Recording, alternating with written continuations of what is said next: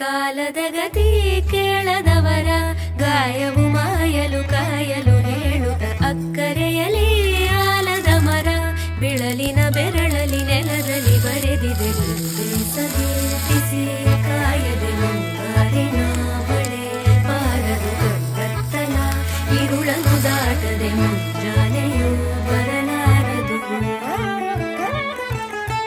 ನೀರಿನ ಹರಿವಿನಲ್ಲಿ ನೀತಿಯನು ನೀ ತಿಳಿದು ಓಡುವ ಜಲಧಾರೆಯದು ಓಘ ಎಂದಿಗೂ ನಿಲದು. ಮಳೆಯ ನೀರು ಹಳೆಯ ಕಳೆಯ ತೊಳೆಯುತ್ತ ಹಸಿರಿಗೆ ಉಸಿರಾಗದೆ ಮನದ